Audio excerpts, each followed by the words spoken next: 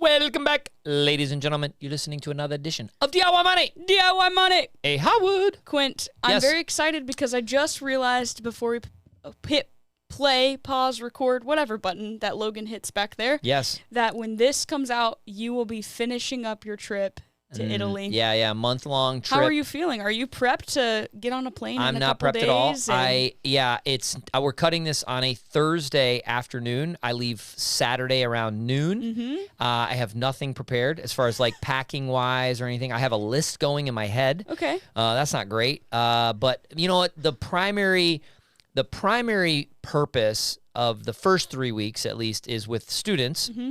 And this is what we did last year. I took 10 students over. It was absolutely amazing. Became very close with those 10 students. Probably will be close to them forever. Now I have 19 students. I don't know if that will be the same, dynamic. It'll be a little bit more difficult with 19, but the curriculum is the same. And the greatest thing about this, I think, is we get to experience all the wonderful sights and sounds and food and all the amazing things of Italy. But at the end of the day, these kids are still managing $6.5 million of real money.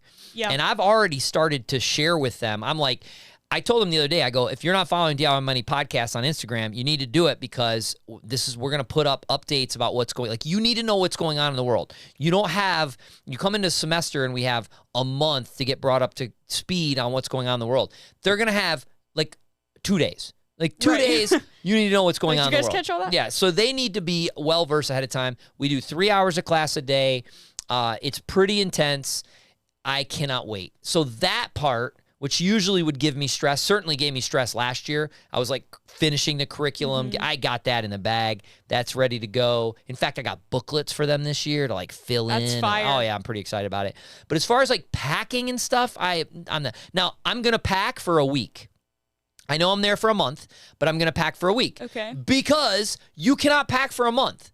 You have to pack for a week, and I go do laundry. Okay. So believe it or not, my packing is not that nutso.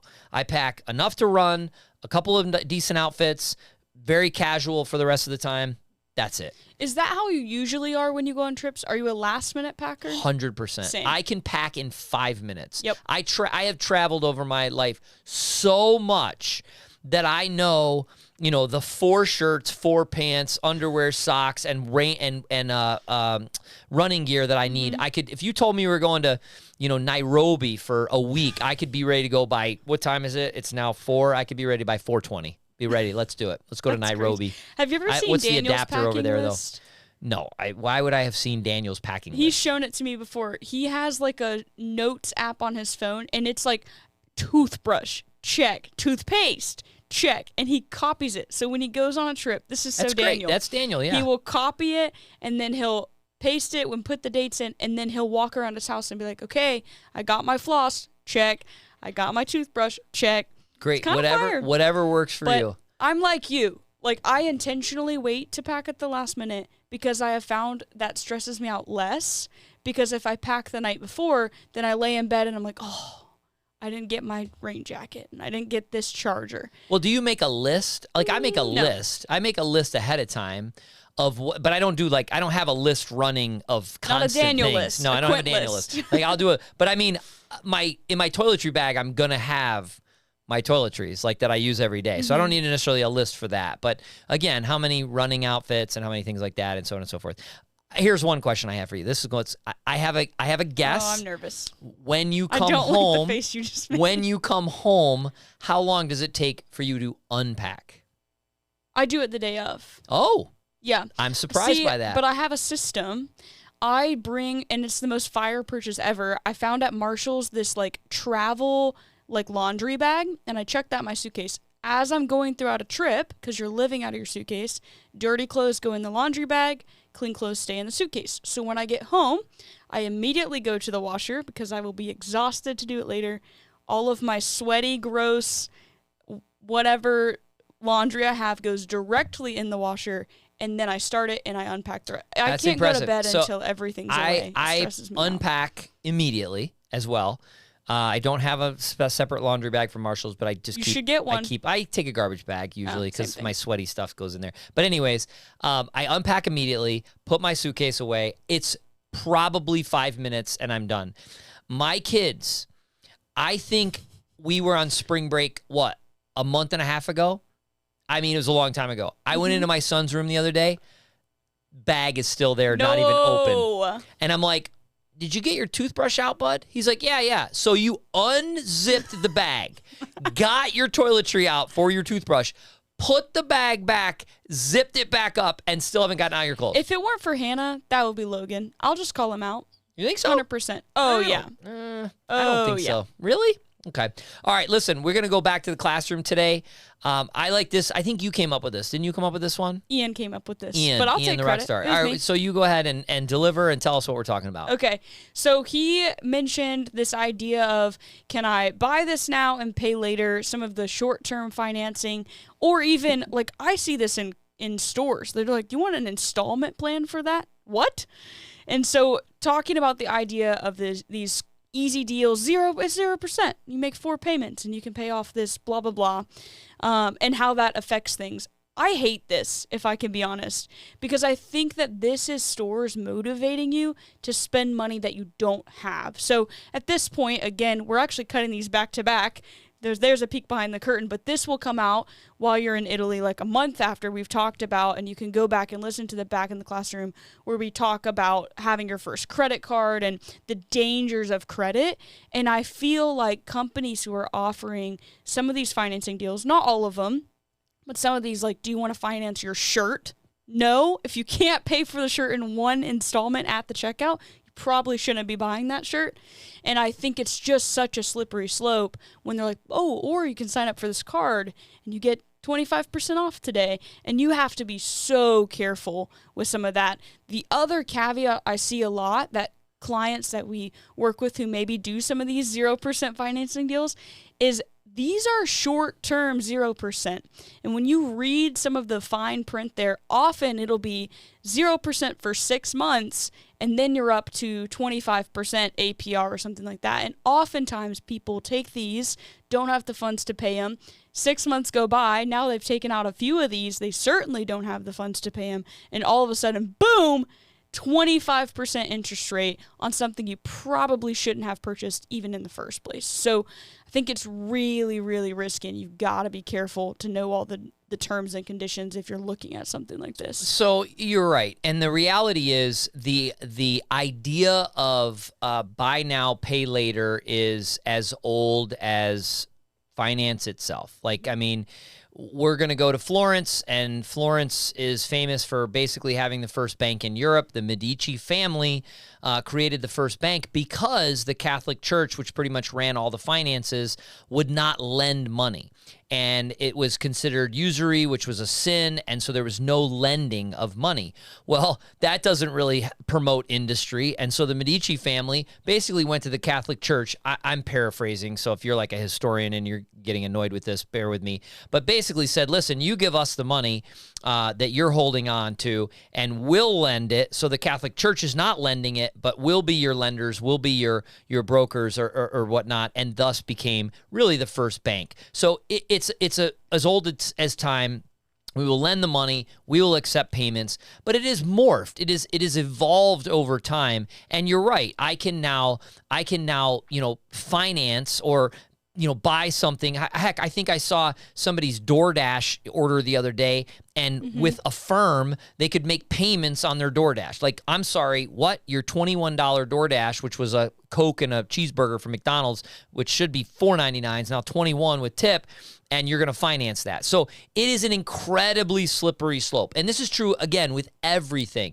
Can you buy now and pay later? Yes, you can. The question is, can you really do that? Like, do you have the ability to do that? So I'm with you in that if you cannot afford something that you need to buy or want to buy, let's stress that you want to buy, then you probably shouldn't buy it. It's real simple. And if you need something, if it's an emergency or, you have an issue or need a better car, maybe financing is the right methodology, but it is also a very, very slippery slope. I do not do this very often. In fact, this is why DIY Money started. meaning I don't counsel people individually. It is not scalable. It is taxing, right? It's just very draining. Every once in a while, someone through someone else, I mean, it's just, my heart breaks and it's like, yes, I will help you. Okay. So I'm telling a story now of an individual that I started to help. And the process is no different than we've talked about on every Back to the Basics episodes we've done every year. Number one, track expenses. And in a methodology that makes you feel it. So in the entirety month of April, a shared Google sheet was set up tracking expenses, and this individual shared these expenses with me. Within a matter of days, she realized where the money was going. Right. In a matter of days. And I appreciated the humbleness, the transparency. I mean, to do this with a stranger is incredible. I gave them a tremendous amount of credit. And she sent me a note and said, I feel like I have to justify this, and this. And I said, you don't have to justify. And within a matter of days, not only did she realize it, but she stopped it, right? She stopped it. Now, after going through a month, we set up the budget and the preliminary beta budget. Well, there was a problem. Not only was there no margin, right? The difference between your income and your outgo, there was negative margin. And we had a very candid conversation. I said, listen, you're going to have to go through this and you're going to have to cut and trim anything you possibly can to try and get in an alignment with your overall income. Now, why am I telling you this? A question of buy now, here, pay later. Okay, because a lot of the things that ultimately got this person into trouble was when we ran out of money before we ran out of month. And when you're staring at a vet bill for your beloved pet and you don't have the money, guess what's happening? Buy now, pay later. It's going on the credit card.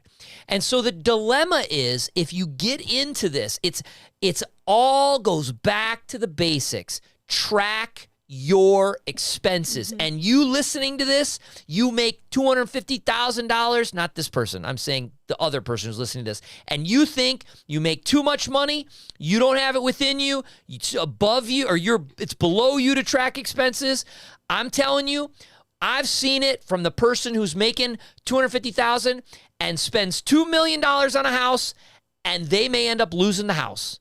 I've seen it, somebody who's making $800,000, this sounds crazy, but I've seen it, $800,000-$900,000 a year, living paycheck to paycheck. Quint, how is that possible? Because they don't know where their money is going.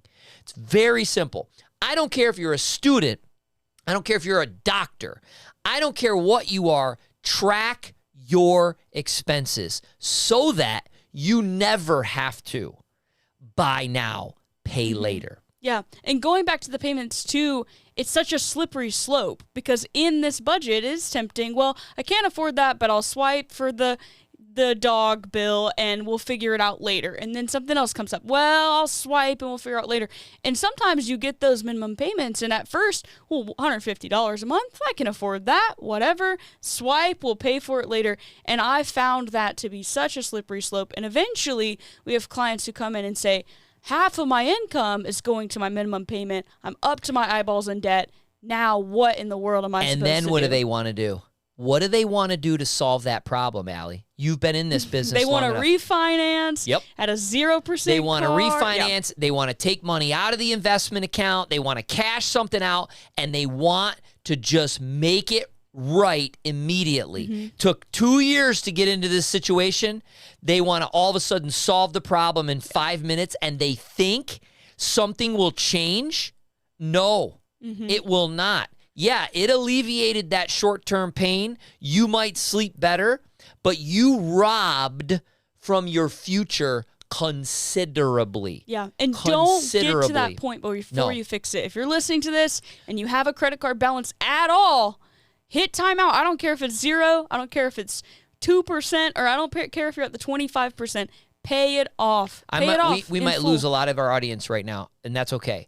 If you're not tracking expenses, you are not living the DIY money lifestyle. Yeah. You're not going to progress towards your goal.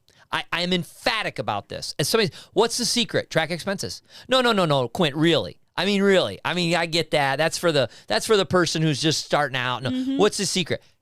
No, there's no secret. Track expenses. Know where your money goes so then you can direct it where you want it to go. It's simple. Yeah. It really is, but it takes discipline. All right, let's end on there. Great.